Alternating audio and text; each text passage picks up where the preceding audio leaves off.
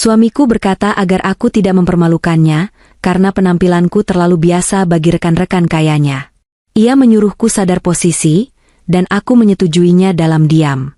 Namun, ia nyaris tersedak saat seminggu kemudian aku melangkah masuk acara perusahaannya sebagai pemegang saham terbesar, di mana semua orang membungkuk hormat. Sebelum ceritanya dimulai, silakan tulis di kolom komentar dari daerah mana saja teman-teman yang menonton cerita ini. Jangan lupa like dan subscribe agar channel ini bisa semakin berkembang dan bisa mempersembahkan cerita yang lebih menarik lagi. Hujan di bulan Desember selalu membawa aroma tanah basah yang khas, bercampur dengan bau aspal yang menguap di jalanan Jakarta Selatan. Di luar jendela kaca besar rumah kami yang bergaya minimalis di kawasan Bintaro, langit tampak abu-abu pekat, seolah enggan memberikan sedikit saja celah bagi matahari untuk menyapa pagi. Gerimis sudah turun sejak subuh, menyisakan jejak embun di dedaunan tanaman hias yang kurawat sendiri di halaman depan. Suara rintik air yang mengetuk genteng terdengar ritmis. Sebuah musik alam yang biasanya menenangkan bagiku, namun pagi ini terasa begitu dingin dan menusuk. Aku berdiri di dapur, menatap uap yang mengepul dari cangkir kopi hitam yang baru saja kuseduh. Ini adalah rutinitas pagi yang tak pernah kulewatkan selama 3 tahun pernikahan kami. Menyiapkan kopi Arabica kesukaan suamiku, Aditya, dengan takaran gula yang presisi, setengah sendok teh, tidak boleh lebih, tidak boleh kurang. Aditya sangat rewel soal hal-hal kecil seperti ini. Baginya, kesempurnaan adalah standar hidup, bahkan untuk secangkir kopi pagi sekalipun. Aku mengenakan daster batik rumahan yang warnanya sudah sedikit pudar karena sering dicuci. Bahannya dingin dan nyaman, membuatku betah bergerak bebas mengurus rumah. Rambutku hanya kujepit asal-asalan ke atas, menyisakan beberapa helai anak rambut yang jatuh di sekitar leher. Tidak ada riasan di wajahku, hanya pelembab bibir tipis agar tidak kering. Di cermin pantulan lemari kaca, aku melihat sosok wanita sederhana yang jauh dari kesan glamor. Sosok yang selama ini dikenal Aditya sebagai Kirana, istri penurut yang, beruntung, dinikahi oleh pria sukses sepertinya. Langkah kaki terdengar menuruni tangga. Bunyi pantofel mahal yang beradu dengan lantai marmer menggema di seluruh ruangan. Aditya muncul dengan penampilan yang sudah rapi sempurna. Ia mengenakan kemeja putih licin tanpa kerutan sedikit pun, dibalut celana bahan hitam yang potongannya pas memeluk kakinya yang jenjang. Di tangannya, ia memegang sebuah dasi sutra bermerek ternama dengan motif garis-garis elegan. Wajahnya tampan, bersih, dan memancarkan aura percaya diri yang kadang terasa berlebihan. Dia berjalan menuju meja makan tanpa menatapku, matanya sibuk memindai layar ponsel pintarnya. Jempolnya bergerak lincah, mungkin membalas pesan klien atau sekadar memantau pergerakan saham pagi ini. Kopinya, Mas, ucapku pelan seraya meletakkan cangkir itu di hadapannya. Aditya bergumam pelan, masih tanpa menoleh. Ia menyeruput kopi itu sedikit, lalu meletakkannya kembali dengan bunyi tak yang cukup keras di atas tatakan. Ia mendongak, menatapku dari ujung kaki hingga ujung kepala. Tatapan itu bukan tatapan penuh cinta seorang suami kepada istrinya, melainkan tatapan seorang penilai barang antik yang sedang melihat barang rongsokan. Ada kilatan meremehkan di sana yang selalu berhasil membuat dadaku terasa sesak, meski aku sudah sering menerimanya. "Kamu mau pakai baju itu seharian?" tanyanya ketus.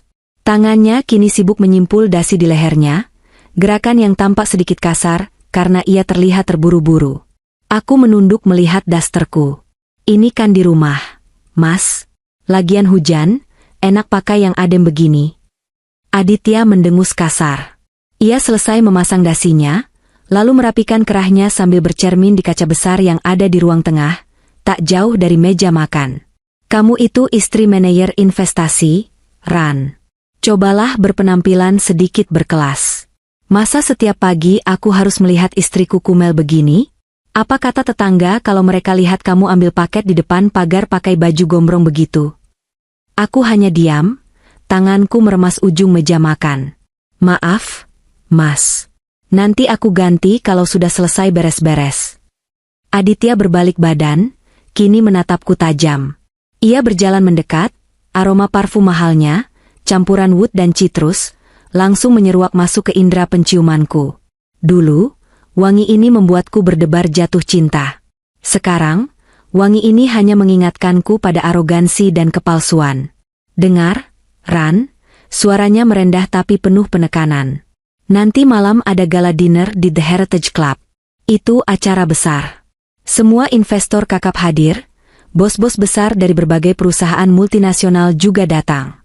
Bahkan kabarnya, ada perwakilan dari Bratayuda Group. Jantungku berdesir mendengar nama perusahaan keluargaku disebut. Bratayuda Group. Kerajaan bisnis yang didirikan oleh kakekku, tempat di mana aku sebenarnya memegang kendali tertinggi di balik layar. Namun, bagi Aditya, Bratayuda adalah puncak gunung emas yang ingin ia daki, sebuah simbol status yang ia agung-agungkan. Oh, ya? Bagus dong, Mas. Semoga Mas bisa dapat jaringan baru. Jawabku, berusaha terdengar polos dan antusias. Aditya tertawa kecil, tawa yang terdengar sumbang dan mengejek. Ia mengambil kunci mobilnya dari atas meja. Tentu saja aku akan dapat jaringan baru. Tapi ada satu hal yang perlu kamu tahu. Ia menjeda ucapannya, menatapku lurus tepat di manik mata. Kamu di rumah saja. Gak usah ikut. Meskipun aku sudah menduganya, mendengarnya langsung tetap saja menyakitkan. Kenapa, Mas? Bukannya di undangan tertulis +1? Biasanya istri boleh ikut. Jangan bikin malu aku, Kirana, potongnya cepat. Wajahnya berubah dingin. Coba kamu ngaca. Penampilanmu itu terlalu biasa. Kamu gak akan nyambung ngobrol sama istri-istri rekan kerjaku yang sosialitas semua. Mereka bicara soal tas Hermes, liburan ke Eropa, arisan berlian. Kamu taunya cuma harga cabai di pasar sama resep masakan. Kata-katanya meluncur tajam, menusuk tepat di ulu hati. Ia tidak tahu bahwa tas Hermes yang mereka bicarakan itu, aku punya satu lemari penuh di rumah Eyang yang tidak pernah kupamerkan. Ia tidak tahu bahwa Eropa adalah rumah keduaku saat aku kuliah dulu. Ia tidak tahu apa-apa. Tapi aku bisa dandan, Mas. Aku punya gaun. Gaun apa? Gaun diskonan yang kamu beli di department store? Cibir Aditya. Ia menggelengkan kepala, seolah lelah menghadapi kebodohanku. Tahu diri ya, Ran. Acara ini di The Heritage Club. Tempat paling eksklusif di Menteng. Orang yang masuk ke sana bukan orang sembarangan. Kalau aku bawa kamu, nanti dikira aku bawa pembantu. Reputasi aku dipertaruhkan malam ini. Aku sedang mengejar promosi jadi senior partner. Sedikit saja ada celah, habislah karirku. Aku menelan ludah yang terasa pahit. Rasa perih menjalar di dadaku, tapi aku menahannya sekuat tenaga. Wajahku tetap tenang.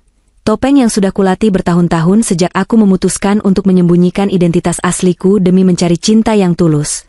Cinta yang ternyata salah kuberikan pada pria di hadapanku ini. Baiklah, Mas. Kalau itu maumu, jawabku pelan. Aku memaksakan sebuah senyum tipis, senyum kepatuhan seorang istri yang sadar diri. Aditya tampak puas dengan jawabanku. Ia mengangguk, lalu menepuk pipiku pelan, bukan tepukan sayang, tapi tepukan patronisasi. Nah, gitu dong. Istri yang baik itu yang nurut sama suami. Kamu di rumah saja, masak yang enak. Nanti kalau aku pulang, aku bawain sisa dessert kalau sempat. Ia menyambar tas kerjanya dan bergegas menuju pintu depan. Hujan di luar semakin deras, suara gemuruh guntur mulai terdengar dari kejauhan. Sebelum membuka pintu, ia menoleh sekali lagi. Jangan lupa setrika kemeja cadanganku yang biru muda. Siapa tahu besok aku ada meeting dadakan lagi. Perintahnya tanpa menunggu jawaban, lalu menghilang di balik pintu kayu jati yang berat. Aku mendengar suara mesin mobil dinyalakan, diikuti deru halus mesin yang menjauh, menembus hujan pagi Jakarta. Setelah ia benar-benar pergi, keheningan kembali menyelimuti rumah besar ini. Aku menghela napas panjang, melepaskan beban yang sedari tadi menekan dada. Perlahan, aku berjalan menuju jendela, menatap butiran air yang mengalir di kaca. Bayangan diriku terpantul samar di sana. Istri yang biasa. Istri yang memalukan. Istri yang kampungan. Kata-kata Aditya terngiang-ngiang di telingaku, berputar seperti kaset rusak. Aku mengambil ponselku yang tergeletak di meja dapur. Ponsel itu bukan ponsel model lama seperti yang sering kulihatkan pada Aditya, melainkan sebuah ponsel pintar keluaran terbaru yang memiliki sistem keamanan enkripsi tingkat tinggi. Aku membuka sebuah aplikasi pesan khusus. Ada satu pesan masuk dari seseorang bernama Pak Haryo. Selamat pagi, Ibu Kirana. Persiapan untuk gala dinner malam ini sudah 100% siap. Kehadiran Ibu sangat dinantikan oleh seluruh jajaran direksi. Apakah Ibu akan hadir? Jari-jariku menari di atas layar, mengetik balasan dengan cepat. Senyum tipis yang tadi kuberikan pada Aditya kini berubah. Bukan lagi senyum kepatuhan, melainkan senyum penuh misteri yang menyimpan badai. Saya hadir, Pak Haryo. Pastikan pintu utama dibuka tepat saat saya tiba. Dan siapkan meja VVIP atas nama suami saya, Aditya, tapi letakkan di sudut paling belakang. Aku menekan tombol kirim. Hujan di luar semakin deras, seolah mendukung rencana yang sedang disusun semesta. Aditya benar, malam ini dia tidak boleh malu.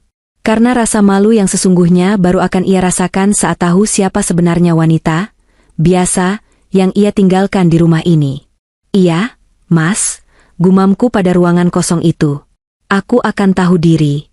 Aku akan menunjukkan di mana posisiku yang sebenarnya. Aku menyesap kopi buatanku sendiri yang kini sudah mulai dingin. Rasanya pahit. Sepahit kenyataan yang akan dihadapi suamiku nanti malam. Gedung pencakar langit di kawasan Sudirman Central Business District, atau SCBD berdiri angkuh membelah langit Jakarta yang kelabu. Kaca-kaca gedung memantulkan cahaya lampu jalanan yang mulai menyala meski hari masih pagi, karena mendung tebal menyelimuti kota. Ini adalah hutan beton tempat para manusia ambisius bertarung memperebutkan kekuasaan, uang, dan validasi. Disinilah suamiku, Aditya, menghabiskan sebagian besar waktunya, membangun citra sebagai pria sukses yang sempurna. Melalui akses CCTV yang terhubung ke tablet pribadiku di rumah, akses yang tentu saja tidak diketahui oleh siapapun kecuali tim keamananku, aku bisa melihat suasana kantor Aditya di lantai 25. Ruangan itu didominasi warna monokrom, modern, dingin, dan penuh kepalsuan korporat. Para karyawan berlalu lalang dengan wajah tegang, membawa tumpukan dokumen, sementara suara dering telepon bersahut-sahutan menciptakan simfoni kesibukan yang memusingkan. Aditya baru saja masuk ke area kerjanya. Langkahnya tegap, dagunya diangkat tinggi. Ia menyapa resepsionis dengan senyum yang dibuat-buat, cukup ramah untuk terlihat karismatik, tapi cukup berjarak untuk menunjukkan bahwa ia adalah atasan. Ia menikmati momen ini, momen di mana ia merasa menjadi raja kecil di kerajaannya. Pagi, Pak Adit. Wah, dasinya keren banget hari ini, sapa seorang staf junior yang mejanya tak jauh dari pintu masuk ruangan Aditya. Pria muda itu tampak menjilat, berharap mendapat cipratan perhatian. Aditya berhenti sejenak, memegang simpul dasinya dengan gaya yang ia anggap elegan. Oh, ini? Biasalah, baru beli kemarin pas jalan-jalan di Plaza Senayan. Limited edition, cuma ada 3 di Indonesia, jawabnya dengan nada yang terdengar santai tapi jelas sedang pamer.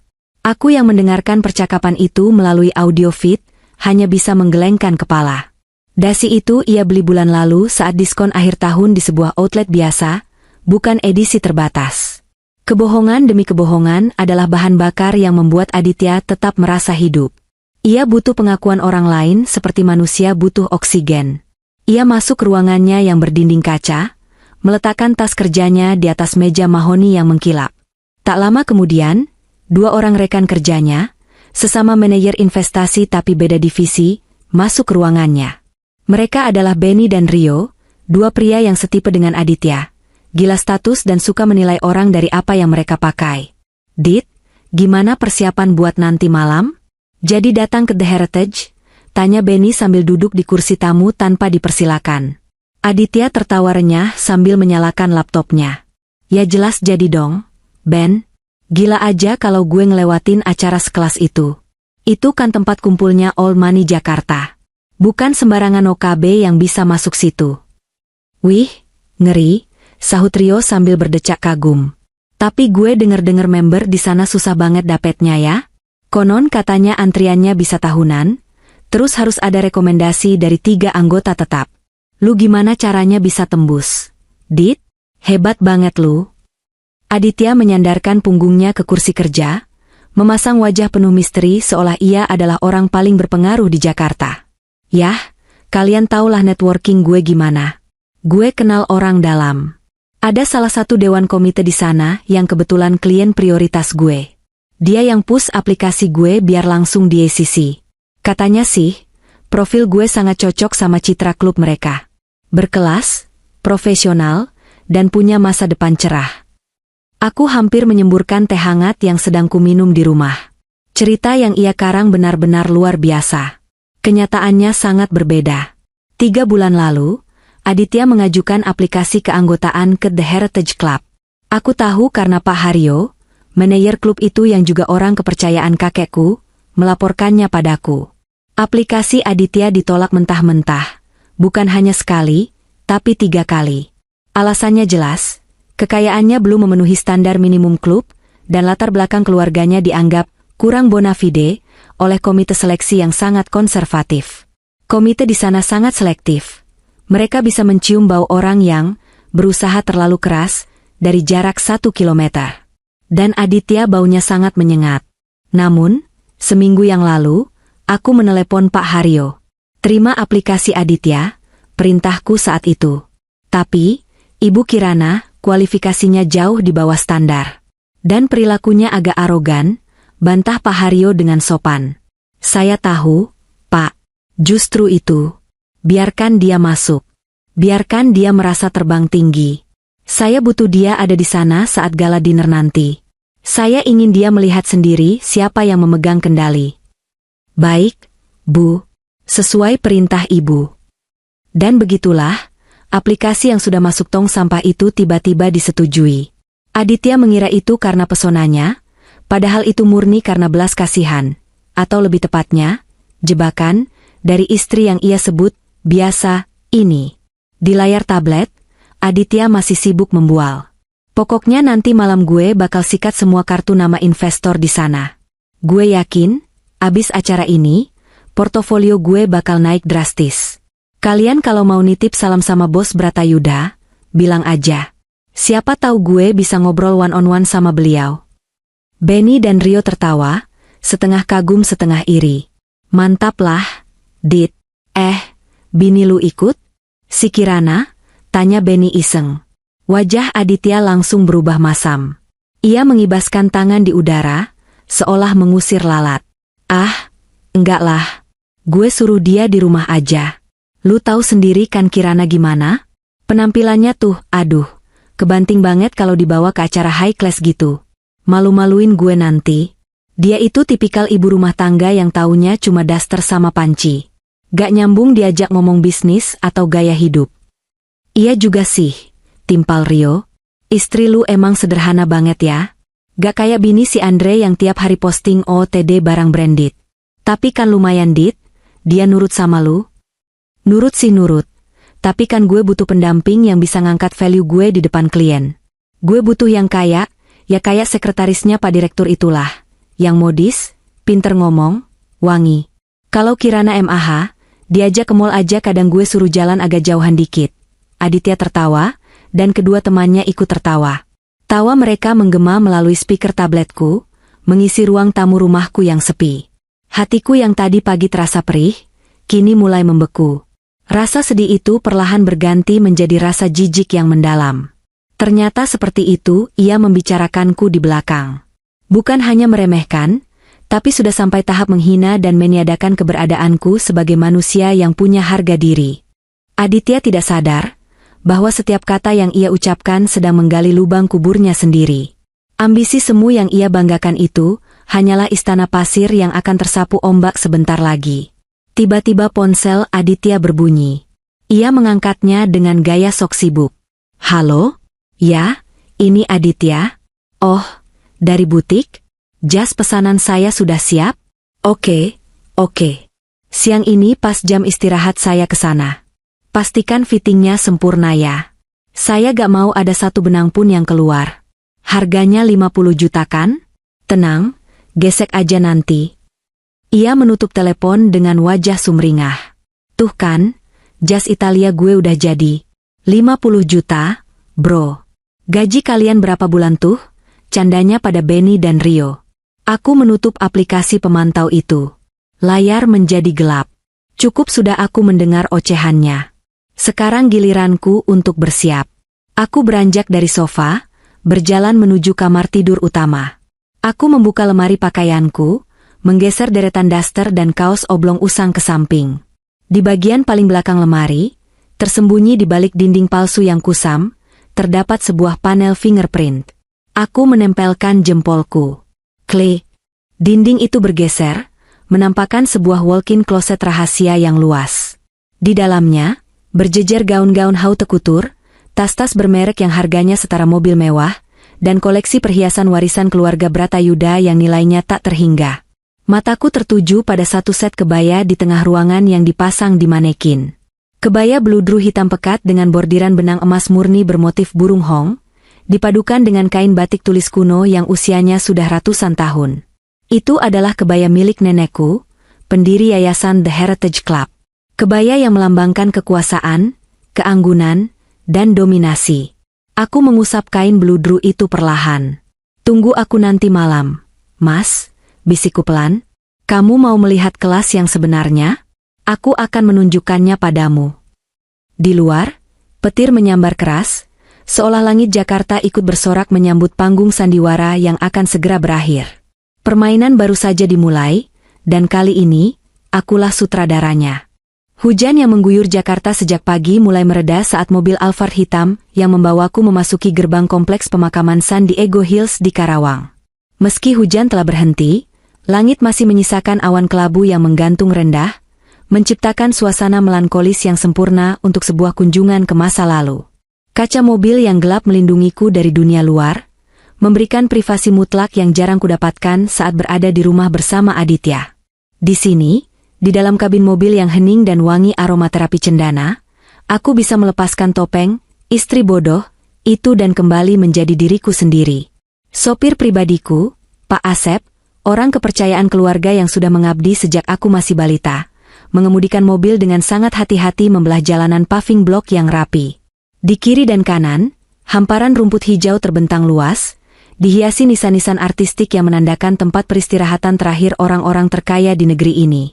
Ironis memang, bahkan dalam kematian pun, manusia masih membutuhkan validasi status sosial lewat seberapa mahal tanah kuburan mereka.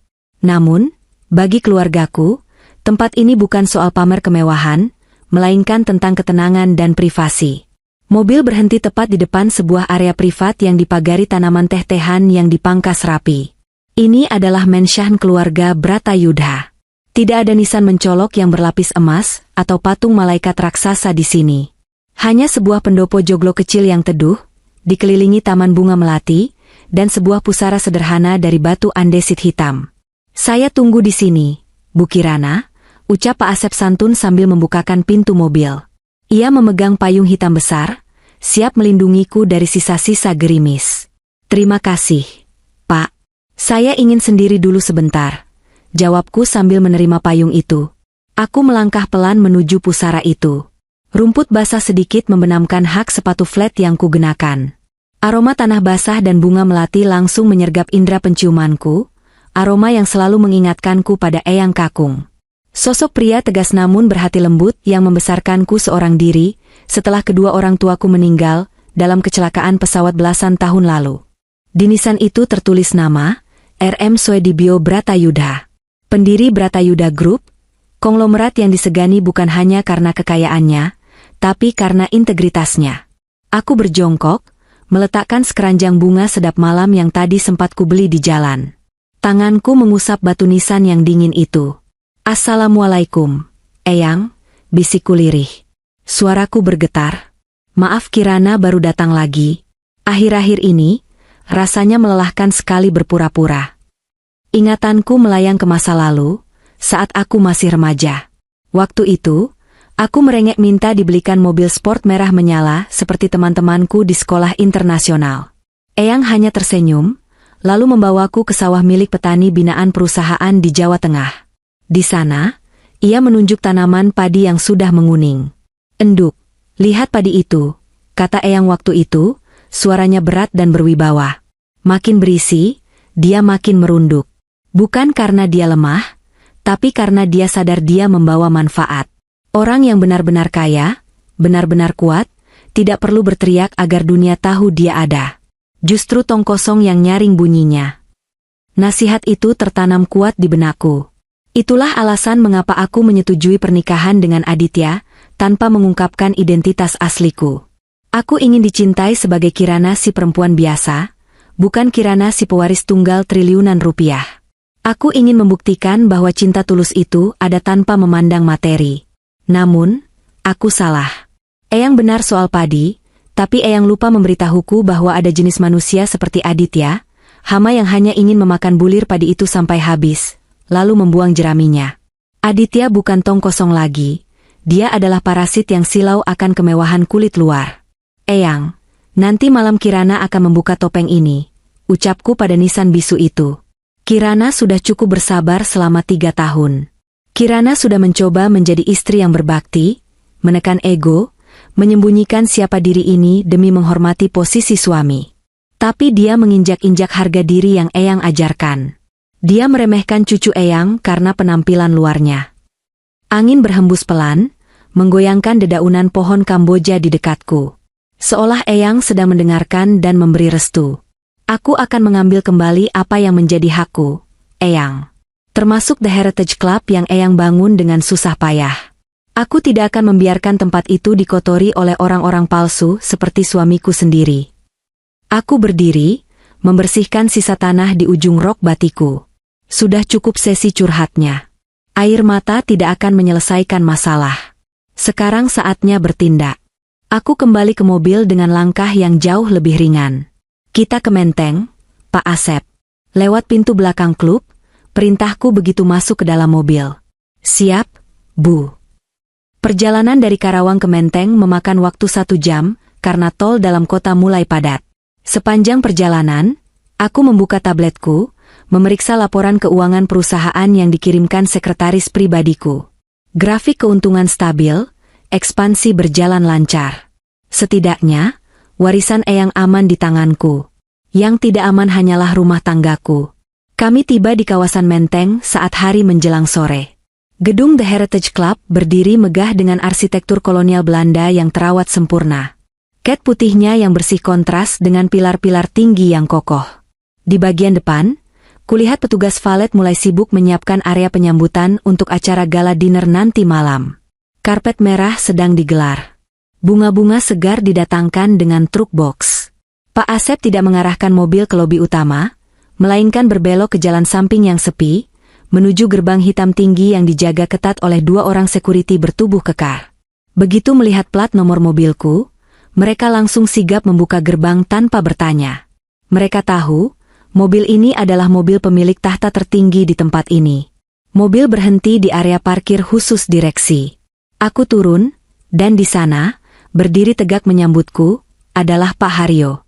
Pria parubaya dengan rambut memutih yang selalu disisir rapi ke belakang itu, mengenakan setelan jas formal lengkap dengan dasi kupu-kupu. Pak Haryo adalah manajer senior klub ini, legenda hidup yang ditakuti oleh para sosialita Jakarta karena ketegasannya. Bagi Aditya, Pak Haryo adalah sosok menyeramkan yang pernah menolak aplikasinya 3 kali. Tapi di hadapanku, Pak Haryo membungkukkan badannya 90 derajat, sebuah gestur penghormatan tertinggi yang hanya ia berikan pada keluarga Bratayuda. Selamat datang kembali, Ibu Kirana, sapanya dengan suara bariton yang lembut namun penuh hormat. Senang melihat Ibu akhirnya pulang ke rumah ini. Aku tersenyum tipis. Terima kasih, Pak Haryo. Bagaimana persiapannya? Semua berjalan sesuai rencana, Bu. Ballroom sudah ditata ulang sesuai instruksi Ibu. Keamanan juga sudah diperketat. Kami memastikan tidak ada media yang meliput di dalam ruangan agar privasi tamu terjaga, dan tentunya, agar kejutan Ibu nanti malam tidak bocor keluar sebelum waktunya. Kami berjalan menyusuri lorong staf yang dindingnya dipenuhi foto-foto sejarah klub. Para pelayan, koki, dan staf kebersihan yang berpapasan denganku langsung menepi, menundukkan kepala, dan berhenti melakukan aktivitas mereka sejenak sebagai tanda hormat. Mereka semua tahu siapa aku, meski dunia luar tidak. Inilah keluarga besarku yang sebenarnya. Kami sampai di ruang kerja Pak Haryo. Ruangan itu klasik, dipenuhi aroma cerutu dan buku tua. Pak Haryo mempersilakanku duduk di kursi kulit besarnya, sementara ia sendiri berdiri di samping meja, memposisikan diri sebagai asisten. Ini daftar tamu final untuk malam ini, Bu. Pak Haryo menyerahkan sebuah iPad. Aku menggulir layar dengan cepat. Nama-nama besar di dunia bisnis Indonesia ada di sana. Para konglomerat, pejabat tinggi, hingga duta besar negara sahabat. Dan di halaman paling terakhir, di urutan paling bawah, terselip nama Aditya Pratama. Status, anggota percobaan. Aditya sudah konfirmasi kehadiran? Tanyaku datar. Sudah, Bu. Beliau menelepon resepsionis 5 kali hari ini, hanya untuk memastikan meja beliau strategis. Sesuai perintah Ibu, kami menempatkan beliau di meja 45. Itu meja di sudut dekat pintu dapur, biasanya untuk staf pendamping atau asisten pribadi. Aku tertawa kecil. Tawa yang terasa kering. Bagus. Biarkan dia merasa penting dulu saat masuk. Lalu biarkan dia menyadari realitas saat dia duduk. Maaf jika saya lancang, Bu. Pak Haryo ragu sejenak. Apakah Ibu yakin dengan rencana ini? Ini akan mempermalukan Pak Aditya secara permanen di lingkungan sosial Jakarta. Karirnya mungkin tidak akan pulih. Aku menatap mata Pak Haryo, mata tua yang sudah melihat aku tumbuh dari gadis kecil yang berlarian di lorong ini, hingga menjadi wanita dewasa yang terluka. Dia yang memilih jalan ini, Pak. Dia yang meminta saya untuk sadar posisi. Malam ini, saya hanya mengabulkan permintaannya.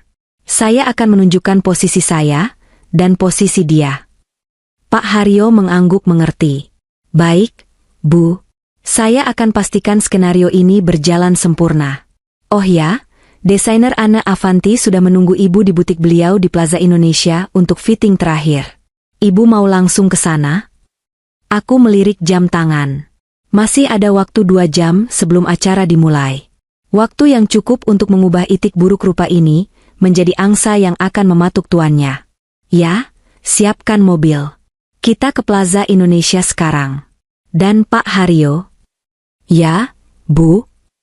Pastikan saat Aditya datang nanti, tidak ada satupun staf yang menyapanya dengan ramah. Layani dia seadanya, seolah dia transparan. Siap laksanakan, Bu. Plaza Indonesia sore ini terasa lebih dingin dari biasanya. Atau mungkin itu hanya perasaanku saja. Mall kelas atas di jantung Jakarta ini adalah etalase kemewahan, tempat di mana uang dihamburkan seolah tak ada hari esok. Aroma parfum mahal bercampur dengan wangi kopi dari kafe-kafe high-end memenuhi udara. Disinilah para crazy rich Jakarta menghabiskan waktu. Dan sore ini, suamiku adalah salah satu dari mereka yang mencoba mati-matian untuk masuk ke dalam lingkaran itu. Aku berjalan cepat dengan kacamata hitam besar menutupi sebagian wajahku. Aku tidak mengenakan daster seperti di rumah, melainkan blus sutra sederhana dan celana panjang linen berwarna krim. Simpel, tapi potongannya jelas mahal bagi mereka yang mengerti mode. Tapi tujuanku bukan untuk pamer, melainkan untuk tidak dikenali oleh Aditya yang ku ketahui juga sedang berada di sini. Dari informasi yang kudapat lewat pelacakan kartu kredit, kartu tambahan yang limitnya kubayar setiap bulan tanpa sepengetahuannya, Aditya baru saja melakukan transaksi di butik jas internasional di lantai 1. Aku sengaja berjalan di lantai 2, menatap ke atrium bawah di mana butik itu berada.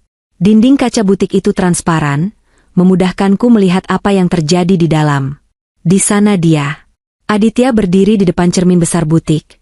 Tubuhnya dibalut jas tuxedo hitam slim fit yang memang terlihat bagus di badannya yang atletis. Ia memutar tubuh ke kiri dan ke kanan, mengagumi bayangannya sendiri. Di sekelilingnya, 2 asisten toko sibuk merapikan ujung celana dan lengan jasnya, memuji-mujinya dengan senyum palsu khas penjaga toko barang mewah. Aku bisa melihat gerak bibir Aditya. Dia sedang tertawa, mungkin menceritakan lelucon garing atau membanggakan jabatannya.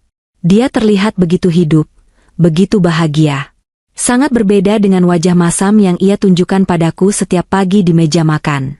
Ternyata kebahagiaan suamiku sederhana. Cermin, baju mahal, dan orang yang menjilatnya. Tiba-tiba, aku melihat gestur tubuhnya berubah tegang.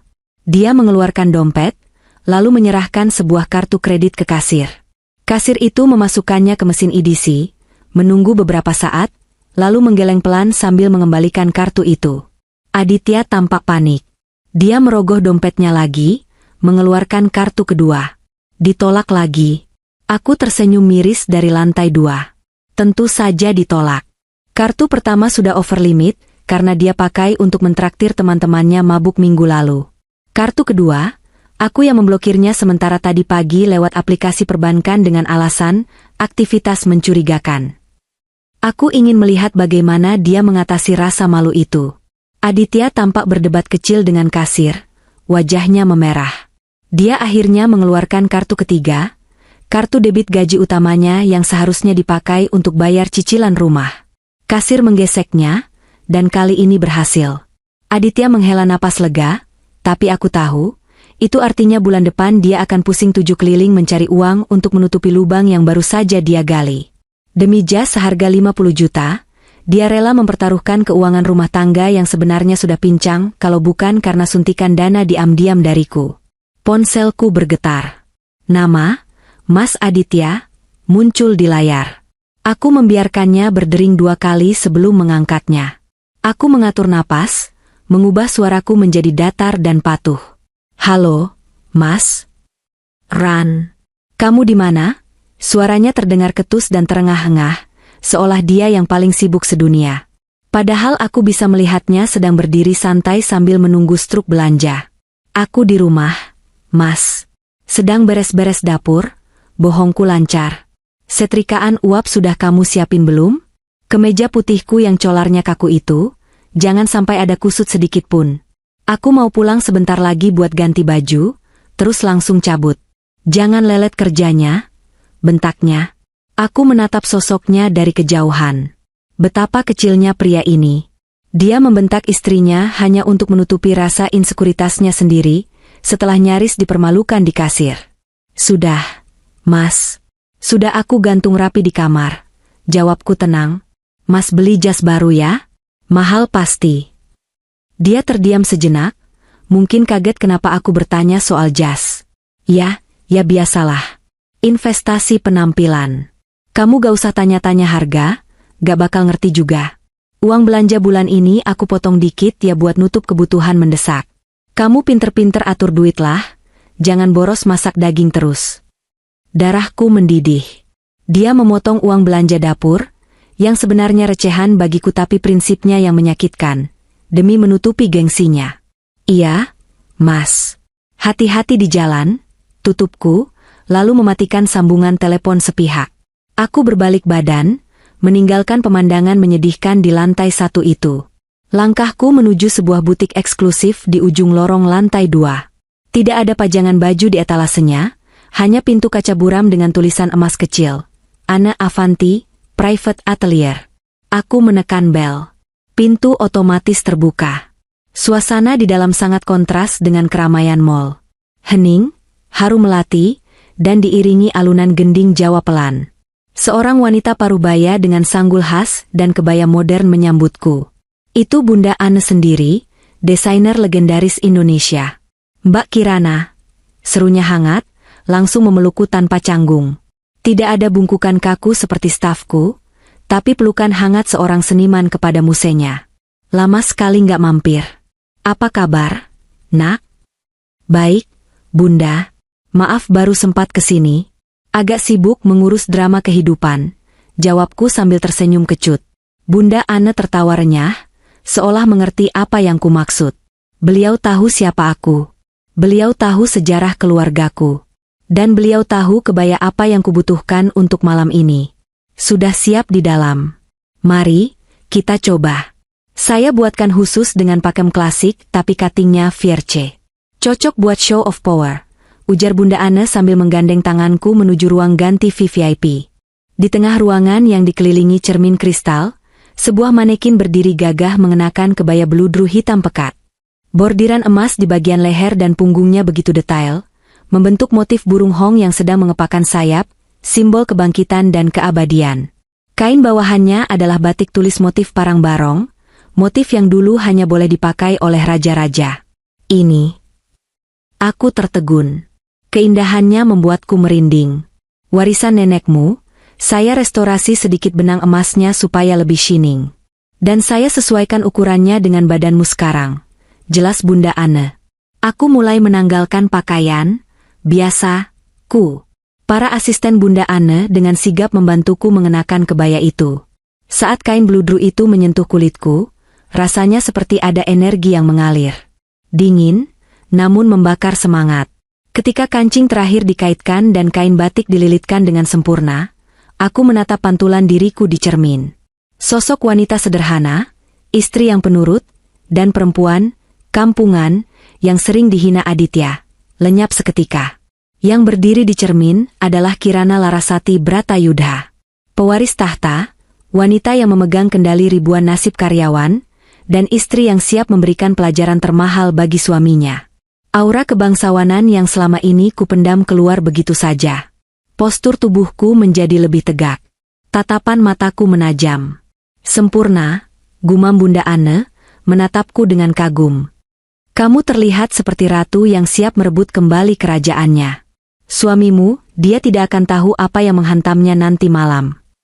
Itulah rencananya, Bunda, jawabku sambil mematut diri, merapikan sanggul yang baru saja dipasang oleh hairstylist yang sudah disiapkan. Aku menyematkan tusuk konde emas peninggalan Eyang Putri. Bunda, tolong siapkan selendang sutra merah marun itu. Aku ingin ada sedikit warna yang menyala. Seperti darah, pintaku. Bunda Anne tersenyum misterius. Pilihan yang bagus. Merah itu berani, merah itu peringatan. Sambil membiarkan mereka menyempurnakan penampilanku, pikiranku kembali melayang ke Aditya.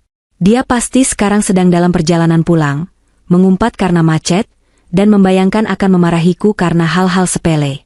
Dia tidak tahu, saat dia sibuk memoles kulit luarnya dengan jas pinjaman bank itu, aku sedang mempersiapkan kulit asliku yang nilainya tak bisa dia bayangkan. Malam ini, di The Heritage Club, topeng kemewahan yang ia pakai akan runtuh di hadapan kebaya sederhana yang kukenakan. Dan aku tidak sabar melihat wajahnya saat itu terjadi. Sudah siap, Bu Kirana? Tanya asisten Bunda Anne. Aku menarik napas panjang, lalu menghembuskannya perlahan. Sangat siap. Mari kita mulai pertunjukannya. Langit Jakarta seakan runtuh malam ini. Hujan yang turun bukan lagi sekadar air, melainkan tirai tebal yang mengaburkan pandangan dan menenggelamkan kota dalam kepanikan massal. Jam digital di dashboard mobil menunjukkan pukul 18.30 WIB, waktu terburuk untuk berada di jalanan Protokol Jenderal Sudirman. Di luar kaca jendela yang dilapisi film gelap anti peluru, aku melihat lautan lampu merah dari ribuan kendaraan yang terjebak tak bergerak. Klakson bersahut-sahutan, menciptakan simfoni frustrasi yang memekakan telinga, bersaing dengan suara guntur yang menggelegar di kejauhan. Aku duduk tenang di kursi belakang Alphard hitam milikku. Mobil ini bukan sekadar kendaraan, melainkan benteng berjalan.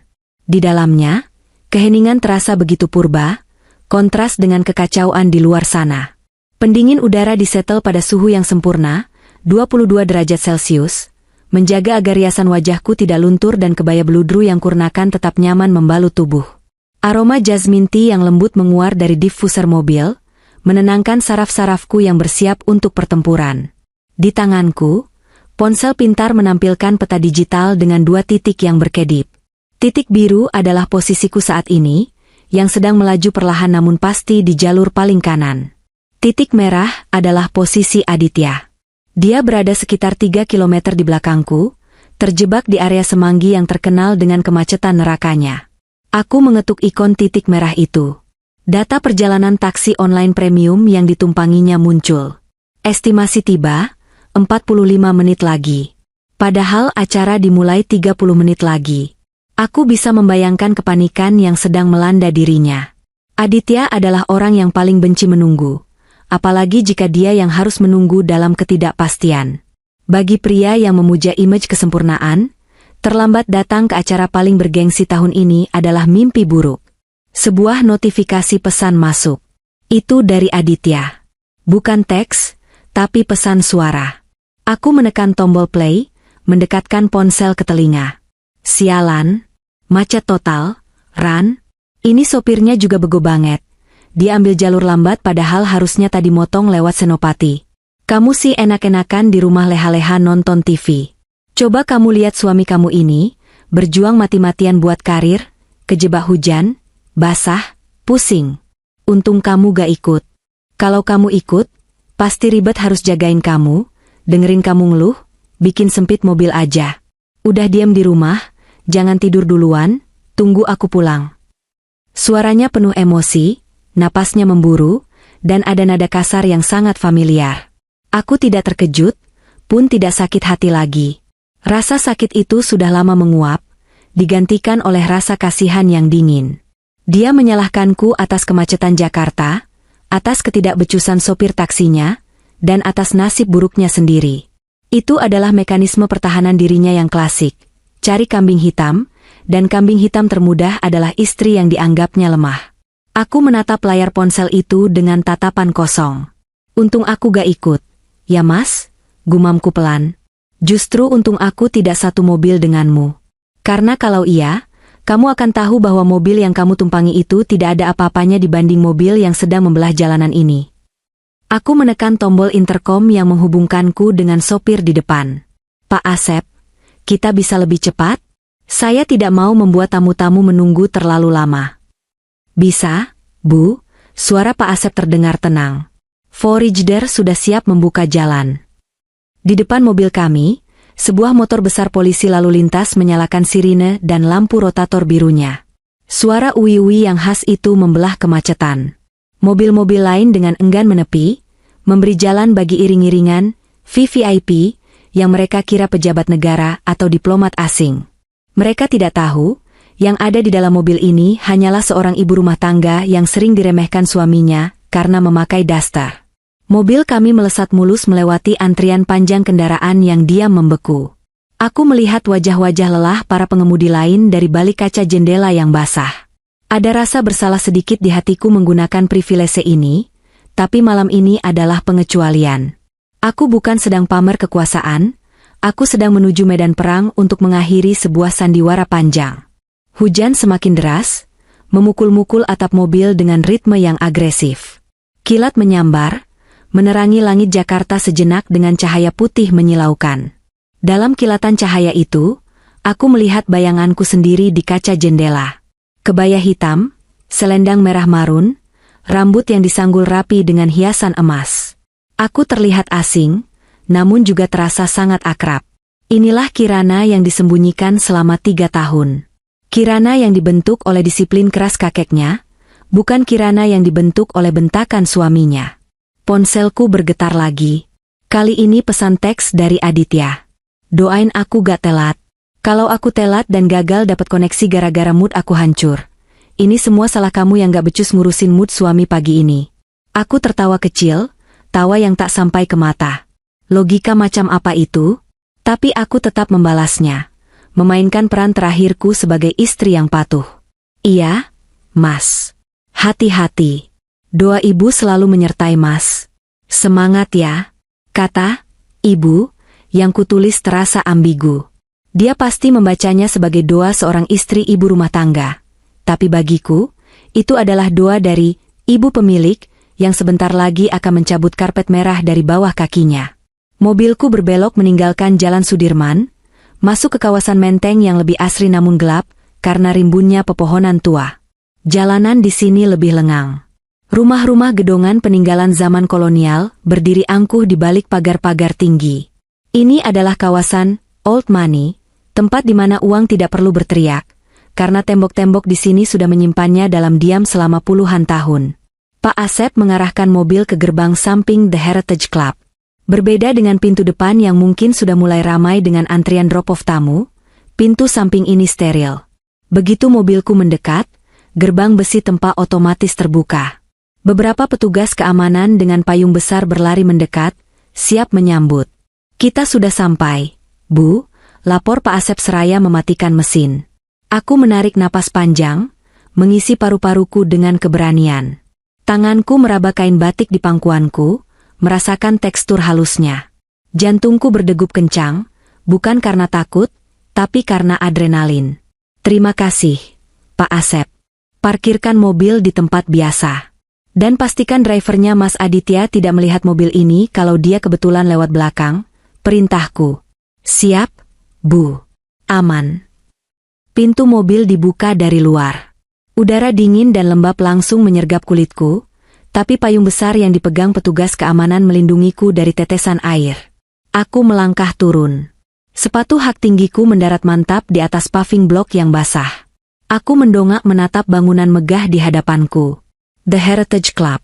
Gedung ini dulu adalah rumah peristirahatan buyutku sebelum diubah menjadi klub privat oleh Eyang. Setiap sudut gedung ini menyimpan memori masa kecilku.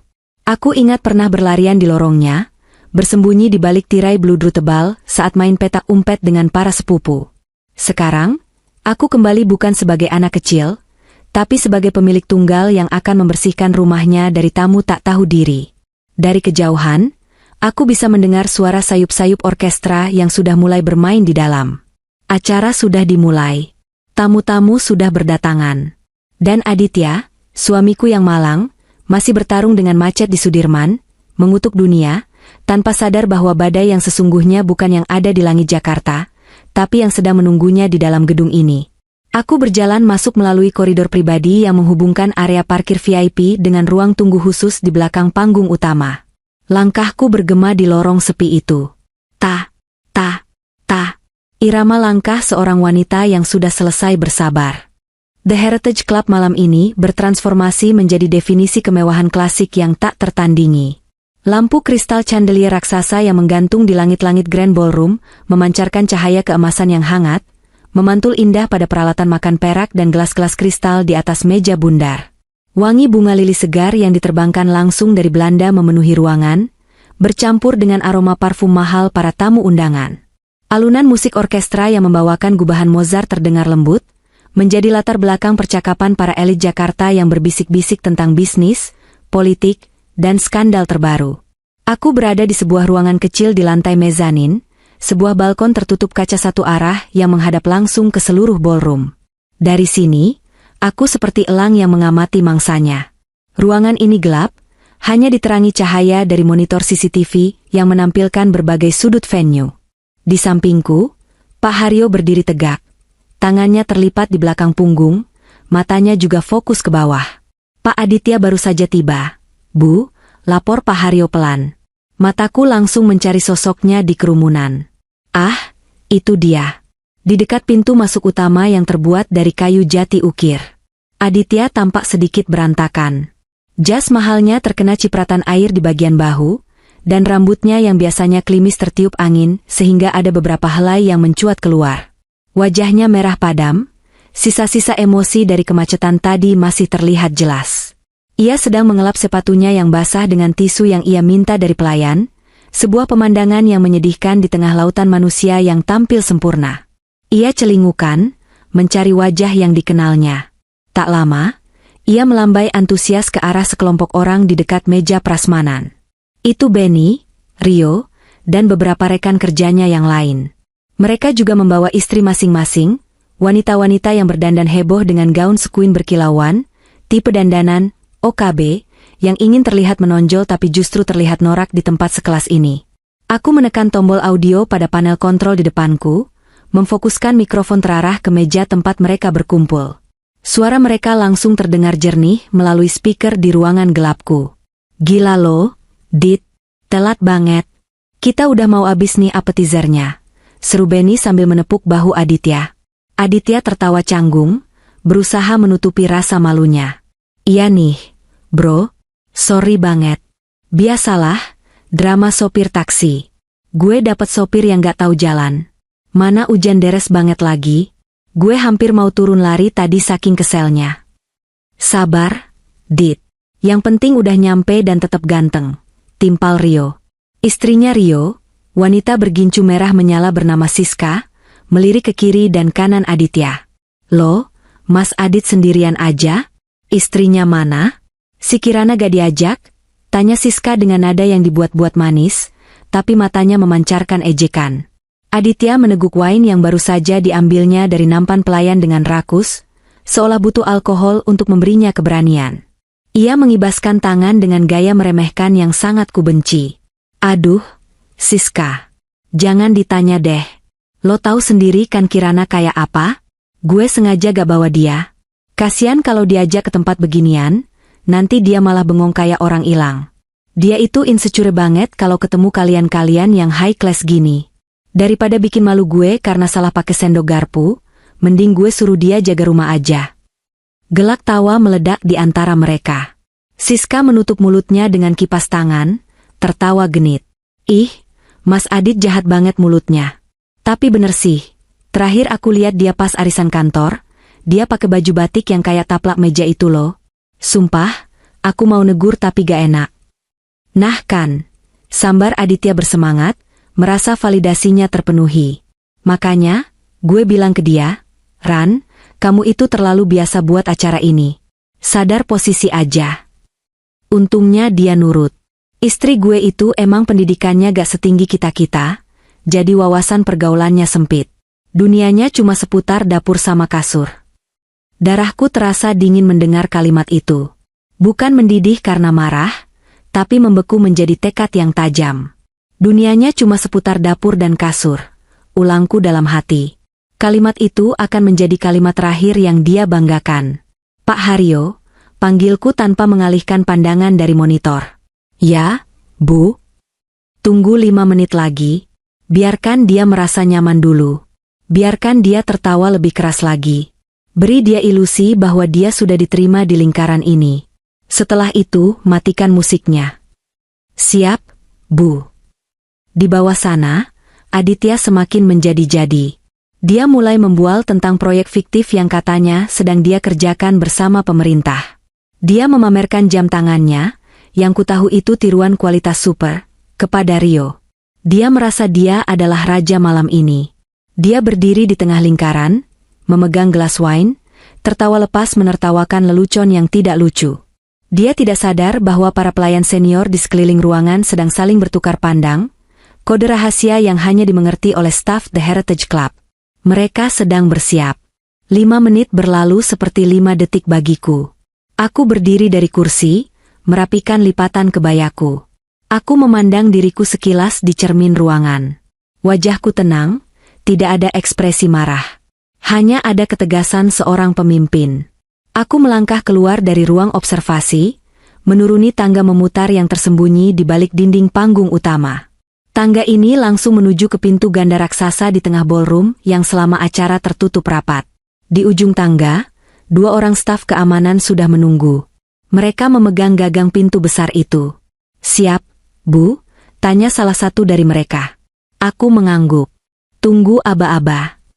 Di dalam ballroom, suasana sedang hangat-hangatnya. Tiba-tiba, lampu chandelier yang terang benderang meredup perlahan. Cahaya berubah menjadi lebih temaram dan dramatis, berfokus ke arah panggung dan pintu utama. Musik orkestra yang tadinya mengalunkan waltz ceria, tiba-tiba berhenti. Hening. Para tamu sontak terdiam. Bisik-bisik berhenti. Gelas-gelas diletakkan. Semua mata, ratusan pasang mata, tertuju ke satu arah. Keheningan itu begitu mencekam, membuat siapapun menahan napas. Aditya yang sedang tertawa dengan mulut terbuka, perlahan menutup mulutnya. Dia melihat sekeliling dengan bingung. Ada apa nih? Mati lampu? Tanyanya bodoh pada Benny. SSTT. Diam lu, desis Benny. Ini kayaknya ada acara khusus. Suara Pak Haryo terdengar menggema dari pengeras suara, jernih dan berwibawa. Mohon perhatian para hadirin yang terhormat. Malam ini adalah malam yang istimewa bagi The Heritage Club. Setelah sekian lama absen, pemilik dan pemimpin tertinggi kita akhirnya kembali pulang untuk menyapa keluarga besarnya. Desas-desus langsung menyeruak di antara para tamu. Pemilik? Bukannya Pak Soedibio sudah meninggal? Cucunya? Yang misterius itu? Kirana Bratayudha? Katanya dia sekolah di luar negeri dan gak pernah balik. Aditya mengerutkan kening. Wajahnya pucat. Nama, Kirana, yang disebut-sebut orang di sekitarnya terdengar familiar, tapi otaknya menolak menghubungkan nama agung itu dengan istri yang tadi pagi dia bentak soal kopi. Hadirin sekalian, mari kita sambut. Suara Pak Haryo meninggi. Jantungku berdetak seirama dengan detik jam. Ini saatnya. Ibu Kirana Larasati Bratayudha. Bam! Pintu ganda raksasa itu dibuka serentak oleh petugas. Cahaya sorot spotlight langsung menghantam ambang pintu, menciptakan siluet tubuhku yang berdiri tegak di sana. Aku melangkah maju. 1 langkah. 2 langkah. Suara gesekan kain beludru dan batik terdengar di telingaku sendiri. Aku berjalan perlahan, dagu terangkat, tatapan lurus ke depan. Aura yang kupancarkan bukan aura kemarahan, tapi aura dominasi mutlak. Ratusan orang di ruangan itu menahan napas. Mereka melihat sosok wanita anggun dalam balutan kebaya hitam dengan bordir emas burung hong yang menyala tertimpa cahaya. Tusuk konde emasku berkilauan. Selendang merah marunku menjuntai dramatis. Aku bisa melihat wajah-wajah terkejut di barisan depan. Para konglomerat tua yang mengenali wajah kakekku di wajahku, langsung berdiri dari kursi mereka sebagai tanda hormat. Diikuti oleh tamu-tamu lain yang ikut berdiri karena sungkan. Dan di sana, di sudut agak belakang dekat pintu dapur, aku melihatnya. Aditya. Matanya melotot nyaris keluar dari kelopaknya. Mulutnya menganga lebar. Gelas wine di tangannya miring, menumpahkan isinya ke jas mahalnya, tapi dia sama sekali tidak sadar. Wajahnya pucat pasi seperti melihat hantu. Dia menatapku, lalu menatap layar besar di panggung yang menampilkan wajahku secara close-up, lalu menatapku lagi. Otaknya sedang mengalami korsleting. Dia mencoba mencerna bagaimana mungkin wanita yang berdiri di sana bak ratu sejagat, yang disambut dengan bungkukan hormat oleh para triliuner, adalah wanita yang sama yang ia suruh di rumah karena terlalu biasa. Aku berjalan membelah kerumunan. Para tamu menepi memberiku jalan, seperti laut merah membelah untuk Musa. Aku tidak menoleh ke kiri atau kanan. Tujuanku hanya satu, panggung utama. Namun, saat aku melewati meja Aditya, aku melambatkan langkahku sedikit. Sangat sedikit. Aku menoleh ke arahnya. Tatapan kami bertemu. Dalam 1 detik itu, aku mengirimkan pesan tanpa suara, "Selamat datang di duniaku, Mas. Dunia yang kamu impikan, tapi tidak akan pernah kamu miliki." Aku melihat kakinya gemetar. Siska dan teman-temannya yang tadi mengejekku kini membatu dengan wajah ketakutan, menyadari bahwa wanita yang mereka hina adalah pemilik gedung tempat mereka berpijak. Aku kembali menatap ke depan dan melanjutkan langkahku menuju panggung. Senyum tipis tersungging di bibirku. Permainan sudah berakhir, Mas. Sekarang saatnya eksekusi. Udara di dalam Grand Ballroom The Heritage Club terasa begitu padat, bukan karena sesaknya manusia, melainkan karena tebalnya lapisan kepalsuan yang menggantung di setiap sudut ruangan. Aroma bunga lili Casablanca yang didatangkan langsung dari Belanda bertarung dengan ratusan jenis parfum mahal, mulai dari Baccarat Rouge hingga aroma oud yang menyengat, menciptakan wangi yang memabukkan sekaligus memusingkan. Di bawah sorot lampu kristal chandelier raksasa yang menggantung seperti tetesan air mata emas dari langit-langit setinggi 10 meter, ratusan elit Jakarta sedang memainkan peran terbaik mereka. Aku mengamati mereka dari balik kaca satu arah di ruang kontrol mezanin yang gelap. Rasanya seperti melihat sebuah akuarium raksasa di mana ikan-ikan hias berebut remah makanan, tidak menyadari bahwa ada hiu yang sedang mengintai dari kedalaman. Musik orkestra yang membawakan simfoni nomor 40 karya Mozart mengalun lembut, menyamarkan bisik-bisik tentang skandal saham, perselingkuhan pejabat, dan pameran harta yang mendominasi percakapan. Semua sudah pada posisinya. Bu Kirana, bisik Pak Haryo di sampingku. Pria parubaya itu berdiri tegak. Tangannya terlipat di belakang punggung, matanya menatap tajam ke arah kerumunan di bawah sana. Pak Aditya baru saja memesan botol wine ketiga untuk mejanya. Dia tampak sangat menikmati perannya sebagai orang penting. Aku mengarahkan pandanganku ke meja nomor 45. Meja itu terletak di sudut yang canggung, dekat dengan akses pintu dapur dan toilet, sebuah posisi yang dalam tata krama fine dining diperuntukkan bagi tamu, tambahan, atau staf pendamping. Namun, Aditya tampaknya tidak menyadari penghinaan halus itu. Dia duduk di sana dengan kaki disilangkan, gelas anggur di tangan kanan yang digoyang-goyangkan dengan teknik yang ia pelajari dari video YouTube, dan tangan kiri yang sibuk menunjuk-nunjuk udara saat berbicara. Aku menekan tombol audio feed untuk mendengar apa yang sedang ia bualkan. "Kalian tenang aja." Suara Aditya terdengar percaya diri, sedikit terseret karena pengaruh alkohol. "Gue udah ngobrol sama orang dalam. Proyek di IKN itu bakal gue pegang portofolionya. Nanti kalau cair, kita party di Monaco. Bosen di Jakarta terus. Isinya orang-orang yang, sorry to say, kurang selevel sama visi kita. Benny dan Rio, dua temannya yang sama-sama berjiwa penjilat, mengangguk antusias.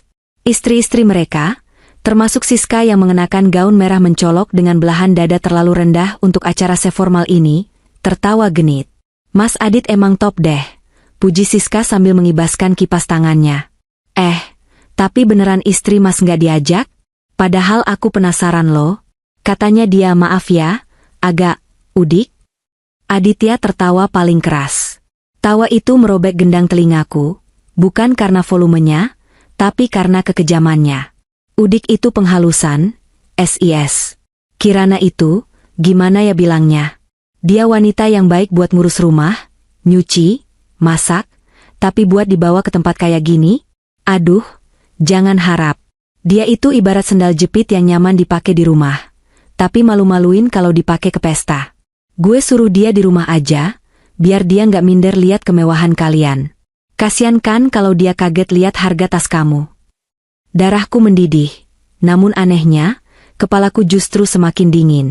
Rasa sakit hati yang dulu sering kurasakan setiap kali ia merendahkanku kini telah bermutasi menjadi bahan bakar yang murni. Aku tidak lagi sedih. Aku jijik. Dan rasa jijik itu memberiku kekuatan yang luar biasa. Aku merapikan selendang merah marun yang tersampir di bahu kananku. Kain sutra itu terasa lembut di kulit. Kontras dengan hatiku yang mengeras seperti berlian. Sudah cukup, Pak Haryo, ucapku datar. Matikan musiknya. Pak Haryo mengangguk, lalu memberi kode pada teknisi di belakang kami.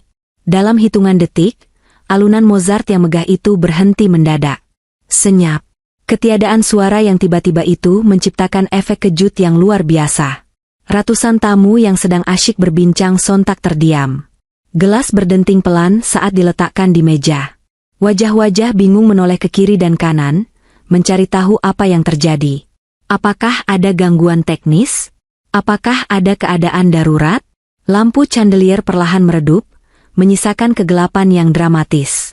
Hanya lampu sorot utama yang kini menyala, membelah kegelapan dan jatuh tepat di depan pintu ganda raksasa dari kayu jati ukir di sisi utara ballroom, pintu yang selama ini tertutup rapat dan hanya boleh dilewati oleh keluarga pemilik. Suara Pak Haryo menggema melalui pengeras suara, jernih, berat, dan penuh wibawa, mengisi setiap celah kesunyian di ruangan itu. Selamat malam, hadirin yang terhormat.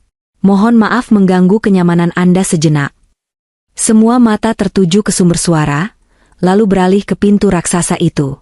Aku bisa melihat Aditya di sudut sana, lehernya memanjang, wajahnya penuh rasa ingin tahu, mulutnya sedikit terbuka.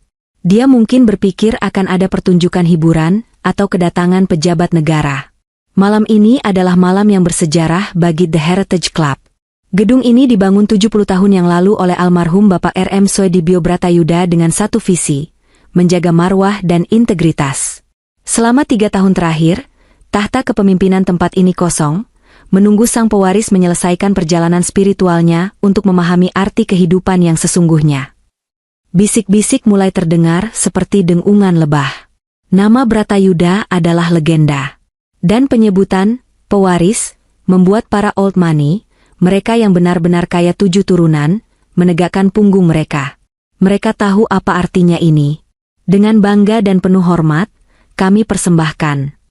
Suara Pak Haryo meninggi, getarannya menggetarkan lantai. Pemilik tunggal Bratayuda Group dan The Heritage Club. Ibu Kirana Larasati Bratayuda. Bam! Pintu jati raksasa itu terbuka perlahan secara otomatis, diiringi efek suara dramatis yang menggetarkan dada. Asap es kering tipis menyembur keluar, menciptakan kesan mistis. Dan di sanalah aku berdiri. Aku melangkah keluar dari kegelapan menuju cahaya. Langkah pertamaku terasa berat, seolah aku sedang menanggung beban sejarah keluargaku. Tapi langkah kedua, ketiga, dan seterusnya menjadi semakin ringan. Aku tidak lagi berjalan sebagai Kirana si istri penurut yang memakai daster lusuh. Aku berjalan sebagai Kirana, cucu Soedibyo, wanita yang darahnya dialiri oleh keberanian para leluhur. Kebaya beludru hitam yang kugenakan menyerap cahaya di sekitarnya, membuat bordiran benang emas motif burung hong di punggung dan dadaku terlihat menyala, seolah-olah burung itu hidup dan siap terbang. Kain batik tulis motif parang barong yang melilit pinggulku memaksaku berjalan dengan anggun dan terukur. Rambutku yang disanggul modern dengan tusuk konde emas bertahtakan berlian memantulkan cahaya spotlight yang mengikutiku. Aku melihat reaksi mereka.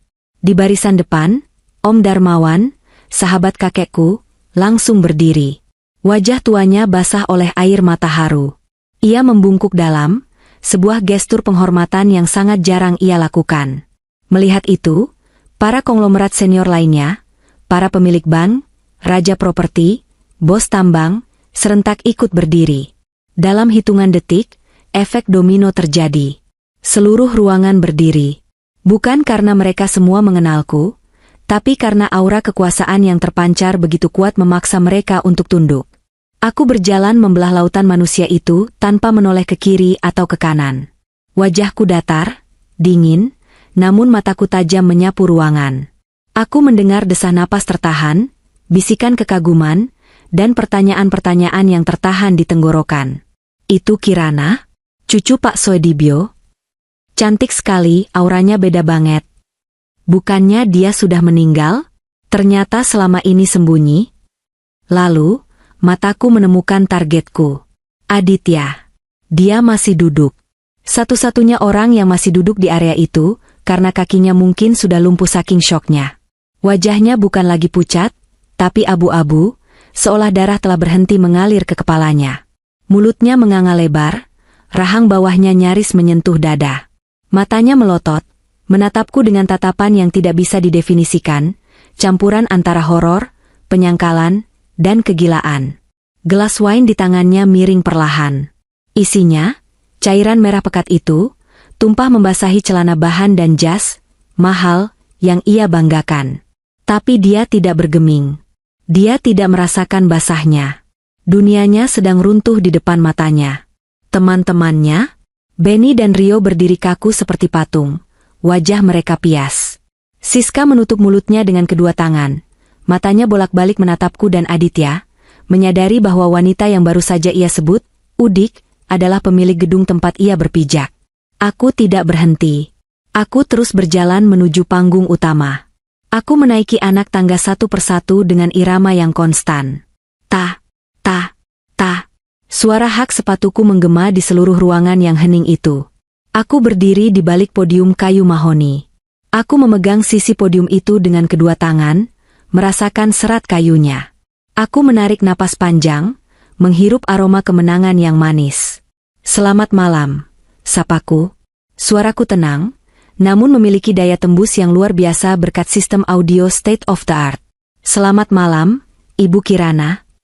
Jawaban itu datang menggelegar dari ratusan staf yang berbaris di sisi-sisi ruangan, sebuah korps paduan suara yang terlatih untuk menyambut ratu mereka. Aku tersenyum tipis. Terima kasih. Silakan duduk kembali, bapak-bapak dan ibu-ibu yang saya hormati. Suara kursi digeser terdengar riuh rendah saat para tamu kembali duduk. Mata mereka tidak lepas sedetik pun dariku. Mungkin banyak dari Anda yang bertanya-tanya. Mulaku, mataku menyapu ruangan, sengaja menghindari kontak mata langsung dengan Aditya untuk saat ini, membiarkannya tersiksa dalam ketidakpastian. Kemana saja Kirana Bratayuda selama ini? Mengapa tahta ini dibiarkan kosong? Aku menjeda sejenak. Jawabannya sederhana. Saya sedang melakukan sebuah eksperimen sosial. Sebuah perjalanan untuk mencari sesuatu yang langka di zaman ini, ketulusan. Aku melihat beberapa tamu menunduk, mungkin merasa tersindir. Almarhum eyang saya, Bapak Soedibyo, pernah berpesan di kebun belakang rumah ini. Beliau berkata, "Enduk, padi itu semakin berisi semakin merunduk. Jangan pernah menilai manusia dari apa yang melekat di badannya, tapi nilailah dari apa yang ada di hatinya. Karena jas seharga 50 juta rupiah bisa dibeli dengan gesekan kartu kredit, tapi integritas tidak dijual di butik manapun."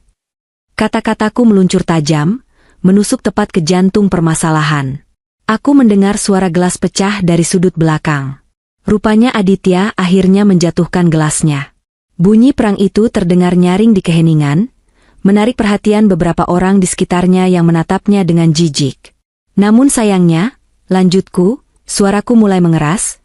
Selama 3 tahun saya menyamar menjadi orang biasa, menjadi wanita sederhana yang memakai daster dan sandal jepit, saya menemukan fakta yang menyedihkan.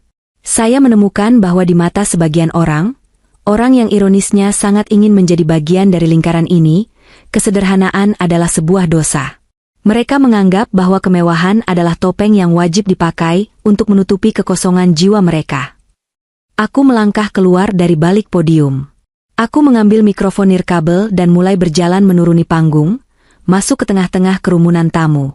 Langkahku pelan, mengintimidasi. Ada seseorang yang pernah berkata kepada saya tadi pagi, ujarku sambil berjalan melewati meja para pejabat tinggi yang menatapku kagum. Dia bilang, jangan permalukan aku. Penampilanmu terlalu biasa. Kamu harus sadar posisi. Aku tertawa kecil, tawa yang dingin dan menusuk. Sadar posisi. Sebuah nasihat yang sangat bijak, sebenarnya. Jadi malam ini, saya memutuskan untuk mengikuti nasihat itu. Saya sadar posisi saya. Aku berhenti tepat di depan lorong yang mengarah ke meja nomor 45. Jarakku dengan Aditya kini hanya terpisah 5 meter. Semua kepala menoleh mengikuti arah pandanganku. Sorot lampu spotlight mengikuti gerakanku, sehingga kini Aditya pun ikut tersorot cahaya, memaksanya menjadi pusat perhatian dalam kondisi yang paling menyedihkan. Mas, panggilku lembut, tapi suaranya menggema mengerikan. Aditya gemetar hebat. Dia mencoba berdiri, tapi lututnya goyah. Dia memegang pinggiran meja untuk menahan tubuhnya. Wajahnya basah oleh keringat dingin. Ran. Suaranya serak, tercekat di tenggorokan. Kirana? Bagaimana, Mas? Tanyaku sambil berjalan mendekat perlahan, langkah demi langkah. Apakah penampilanku malam ini sudah cukup layak untuk mendampingimu? Apakah kebaya warisan nenekku ini sudah cukup berkelas dibandingkan jas pinjamanmu itu? Bisik-bisik pecah di seluruh ruangan. Itu suaminya? Ya ampun, itu pria yang tadi pamer-pamer. Jas pinjaman? Memalukan sekali. Aditya menoleh ke kiri dan kanan, mencari perlindungan, tapi tidak ada satupun yang mau menatap matanya. Benny dan Rio bahkan sudah memundurkan kursi mereka, menjauh darinya seolah dia menderita penyakit kusta. Kirana, kita bicara di rumah ya, cicit Aditya, matanya memohon. Jangan di sini. Tolong banyak orang. Loh, bukannya Mas suka dilihat banyak orang? Sindirku tajam. Tadi pagi Mas semangat sekali ingin pamer di depan rekan-rekan kaya Mas. Nah, sekarang mereka semua melihat Mas. Lihatlah, Mas. Mereka semua melihatmu. Aku merentangkan tangan, menunjuk ke seluruh ruangan. Ratusan pasang mata menatap Aditya dengan tatapan menghakimi, meremehkan, dan menertawakan. Ini panggungmu, Mas. Nikmatilah. Aditya menunduk dalam-dalam, hancur. Dia tidak sanggup lagi mengangkat wajahnya. Sadar posisi, ulangku pelan, tepat di depan wajahnya. Mas benar. Aku sadar posisiku adalah di sini, sebagai pemilik yang menjaga kehormatan tempat ini. Dan posisimu hanyalah seorang tamu tak diundang yang lupa caranya bersyukur. Aku berbalik badan, mengibaskan selendang merahku hingga ujungnya mengenai wajah Aditya sedikit, sebuah tamparan halus dari sutra. Pak Haryo, panggilku tanpa menoleh. Saya, Bu, Pak Haryo muncul entah dari mana, siap di sisiku. Acara makan malam bisa dimulai. Jangan biarkan selera makan tamu-tamu terhormat kita rusak, hanya karena ada satu lalat yang masuk ke dalam sup. Siap, Bu. Aku melenggang pergi meninggalkan meja itu, kembali ke meja VVIP di depan panggung di mana para konglomerat sejati menungguku. Di belakangku, Aditya terduduk lemas di kursinya, sendirian di tengah keramaian, tenggelam dalam rasa malu yang akan menghantuinya seumur hidup. Hujan badai di luar belum menunjukkan tanda-tanda akan berhenti. Kilat menyambar-nyambar di balik jendela kaca patri yang tinggi, menciptakan siluet-siluet mengerikan di dinding ballroom. Namun di dalam, suasana pesta perlahan kembali normal, atau setidaknya, berpura-pura normal. Para tamu mulai menyantap hidangan pembuka, foie gras dengan saus truffle, sambil sesekali melirik arah meja nomor 45 dengan tatapan penuh arti. Drama yang baru saja terjadi menjadi bumbu penyedap yang jauh lebih lezat daripada makanan apapun yang disajikan koki bintang 5 malam ini. Aditya masih duduk di sana, mematung. Dia tampak seperti orang yang baru saja selamat dari kecelakaan fatal namun kehilangan jiwanya. Jasnya yang basah oleh wine mulai lengket dan meninggalkan noda merah tua yang mirip darah kering. Teman-temannya sudah benar-benar meninggalkannya. Benny dan Rio kini terlihat sedang menjilat ke arah meja direktur lain di ujung ruangan, tertawa keras seolah ingin menghapus jejak pertemanan mereka dengan Aditya. Aku duduk di meja utama, diapit oleh Om Darmawan dan Ibu Suri, julukan untuk istri seorang menteri yang sangat berpengaruh. Mereka memperlakukanku dengan hangat, penuh respek. Langkah yang cantik, nak, bisik Ibu Suri sambil menepuk punggung tanganku. Pria seperti itu memang perlu diberi pelajaran tentang realita. Laki-laki yang merasa besar dengan mengecilkan istrinya adalah laki-laki yang paling kerdil. Aku tersenyum, menyesap sparkling water. Terima kasih, Bu. Saya hanya mengembalikan cermin yang selama ini dia arahkan ke saya. 1 jam berlalu dengan lambat bagi Aditya, tapi sangat cepat bagiku. Aku melihatnya beberapa kali mencoba bangkit, mencoba menghubungi seseorang lewat ponselnya, tapi sepertinya tidak ada sinyal atau panggilannya diabaikan. Wajahnya semakin kusut. Dia terjebak. Dia tidak bisa keluar karena itu berarti melewati lautan manusia yang akan menatapnya sinis. Tapi dia juga tidak bisa tetap diam di sana karena siksaan mental yang luar biasa. Akhirnya, saat hidangan penutup mulai disajikan, dia tidak tahan lagi. Dia berdiri dengan kasar, kursinya berdecit nyaring di lantai marmer. Dia tidak menatap siapapun. Dengan langkah terburu-buru dan sedikit sempoyongan, dia berjalan menuju pintu keluar ballroom. Aku meletakkan sendok peraku. Permisi sebentar, Om, Bu. Saya harus mengantar sampah ke tempat pembuangan akhir. Om Darmawan terkekeh. Silakan, Ratu. Tuntaskan tugasmu. Aku berdiri, memberi kode pada Pak Haryo dan 2 orang bodyguard berpakaian preman yang sedari tadi siaga di sudut gelap. Kami bergerak mengikuti Aditya, menjaga jarak sekitar 5 meter di belakangnya. Aditya keluar dari ballroom menuju lobi utama yang megah. Lobi itu luas, berlantai marmer putih Italia, dengan pilar-pilar tinggi yang kokoh. Udara di sini jauh lebih dingin karena pintu utama sering terbuka menyambut tamu yang datang terlambat atau pulang lebih awal. Suara hujan terdengar lebih jelas di sini, gemuruh guntur menggetarkan kaca-kaca besar. Aditya berjalan cepat, hampir berlari, menuju pintu keluar. Dia ingin segera kabur, menghilang dari mimpi buruk ini. Tapi langkahnya terhenti saat melihat 2 petugas keamanan bertubuh kekar berdiri menghalangi pintu kaca otomatis. Minggir. Gue mau pulang, bentak Aditya, suaranya pecah karena emosi yang tertahan. Petugas itu tidak bergeming. Mereka berdiri tegak seperti tembok beton. Mas, panggilku. Suaraku memantul di dinding lobi yang tinggi. Aditya berbalik. Saat dia melihatku, pertahanannya runtuh seketika. Wajah arogan yang biasa ia pasang lenyap tak berbekas, digantikan oleh wajah seorang pecundang yang ketakutan. Dia melihatku berdiri di tengah lobi, diapit oleh Pak Haryo dan para pengawal, terlihat begitu berkuasa, begitu tak tersentuh. Dia berlari kecil ke arahku, lalu menjatuhkan dirinya berlutut di lantai marmer yang dingin. Ya, dia berlutut. Pria yang tadi pagi memintaku menyetrika kemejanya dengan nada memerintah, kini bersimpuh di kaki istrinya. Ran, Kirana, ampun, Ran, isaknya. Air mata mulai mengalir di pipinya, bercampur dengan keringat. Maafin aku bodoh. Aku mata duitan. Aku sombong. Aku ngaku salah semua. Tolong jangan kayak gini. Jangan usir aku. Jangan permaluin aku lebih jauh lagi. Aku menatapnya dari ketinggian. Tidak ada rasa iba sedikit pun di hatiku. Yang ada hanya rasa lelah karena pernah mencintai pria semacam ini. Bangun, Mas. Jangan kotori lobi saya dengan air matamu, ucapku dingin. Aditya mencoba memeluk kakiku, tapi aku mundur selangkah. Jangan sentuh. Kebaya ini terlalu mahal untuk kena tanganmu. Ran, kita suami istri. Ingat janji pernikahan kita? Serunya putus asa. Janji pernikahan? Aku tertawa miris. Janji untuk saling menghormati? Janji untuk saling menjaga martabat? Siapa yang melanggar itu duluan setiap hari selama 3 tahun ini?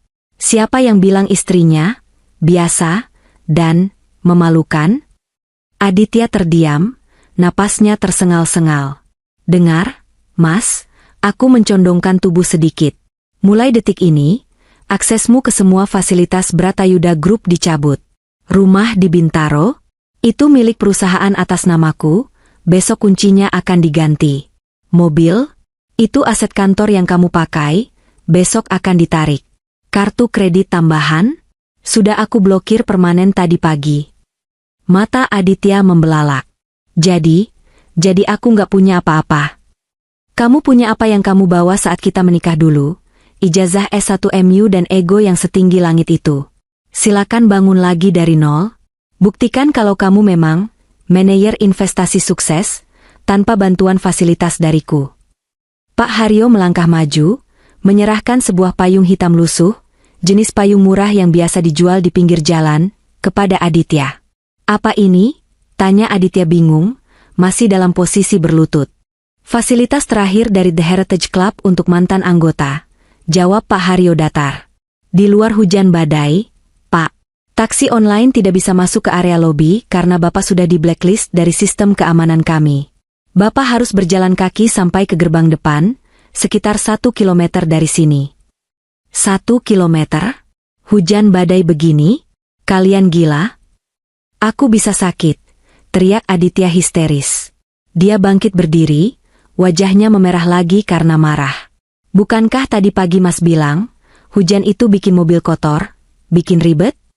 Nah, sekarang rasakan sendiri bagaimana rasanya berjuang di tengah hujan tanpa kemewahan Alphard atau taksi premium. Sahutku. Aku memberi isyarat kepala pada petugas keamanan. Bawa dia keluar. 2 petugas itu maju, mencengkeram lengan kiri dan kanan Aditya. Kali ini tidak ada kelembutan. Mereka menyeretnya mundur menuju pintu keluar. Aditya meronta-ronta, kakinya menendang-nendang udara, persis seperti anak kecil yang tantrum. Lepasin, Kirana. Kamu istri durhaka. Kamu bakal nyesel. Aku suami kamu. Teriakannya menggema, memantul di langit-langit lobi, menjadi tontonan bagi beberapa staf resepsionis yang menatap dengan wajah datar. Pintu kaca otomatis terbuka lebar. Suara deru angin dan hujan langsung menyerbu masuk, membawa butiran air yang dingin. Buang, perintah Pak Haryo singkat. Petugas itu mendorong Aditya keluar dari naungan kanopi lobi, langsung ke area terbuka yang diguyur hujan deras. Aditya terhuyung, hampir jatuh terjerembab ke aspal basah. Dia basah kuyup dalam sekejap mata. Jas mahalnya, kemejanya, rambutnya, semuanya luluh lantak dihajar air langit. Pintu kaca kembali tertutup rapat, mengunci suara bising badai di luar, menyisakan keheningan yang nyaman di dalam lobi. Aku berjalan mendekati dinding kaca. Aku menempelkan telapak tanganku di permukaan kaca yang dingin. Di luar sana, di bawah guyuran hujan yang deras dan gelap, aku melihat sosok Aditya berdiri sendirian. Dia memegang payung lusuh itu, tapi angin kencang langsung mematahkannya dalam sekali hembus. Payung itu terbalik, rusak, sama seperti nasibnya. Dia memukul-mukul kaca lobi, mulutnya bergerak meneriakkan sesuatu yang tidak bisa kudengar. Wajahnya penuh dengan keputusasaan, kemarahan, dan penyesalan yang terlambat.